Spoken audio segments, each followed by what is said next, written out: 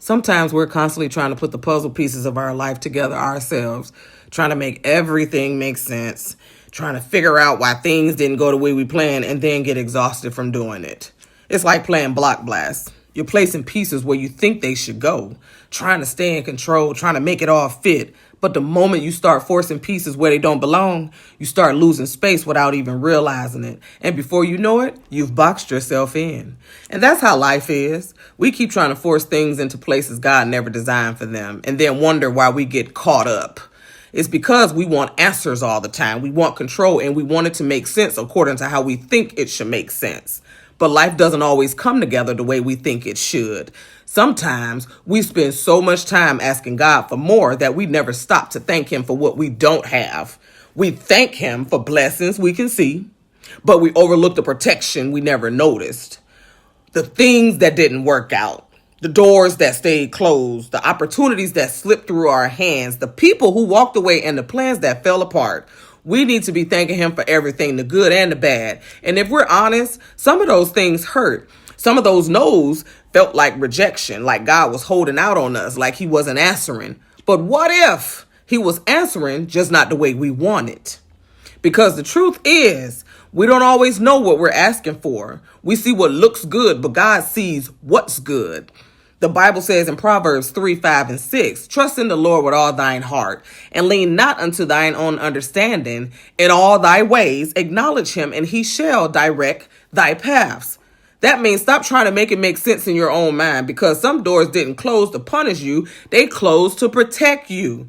That relationship that didn't work out, that job you didn't get, that move that fell through, that opportunity you prayed for that never came. All those things, you call it loss, but God calls it mercy. And if we honest, some of the things we cried over losing, we should have been thanking Him for removing. Because if He gave you everything you asked for, some of it would have destroyed you. And while we're focused on what we didn't get, we forget to thank Him for what we still have. Like waking up in the morning, moving our arms, walking with our legs, seeing with our eyes, breathing with our lungs, swallowing food, speaking with our voice box. There are people praying for the abilities that some of us take for granted every day, and that alone is reasons to thank Him. Sometimes we think we're good at managing life, like we've got it under control, like if we just plan enough, everything will fall into place. But that's the illusion. Because the more we try to control everything, the more we miss what God is actually doing. And it's hard to thank God for something you don't understand. It's hard to say thank you when it feels like you're going without. But that's where trust comes in. Real trust. Not just saying, I trust you, but living like it, even when it doesn't feel good. The Bible says in Romans 8:28, and we know that all things work together for good to them that love God, to them who are called according to His purpose. Not some things, y'all, all things. The things that didn't happen, the doors that stayed shut, and the prayers that felt unanswered.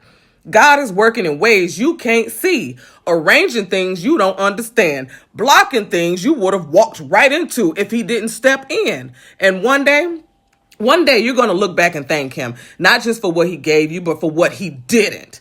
You're going to realize that closed doors saved you, that delay protected you, that no kept you from something you weren't even ready for, or something that wasn't meant for you at all. So instead of asking why didn't it happen, start asking God, what did you save me from? Because sometimes the greatest blessing isn't what God allows, it's what He blocks.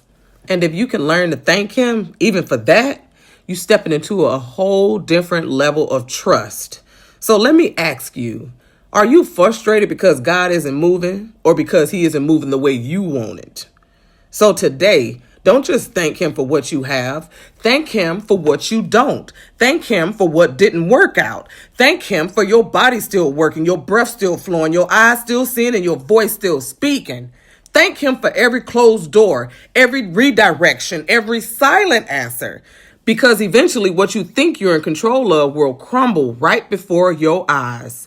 And in that moment, you'll realize the only thing that was ever holding you together was God.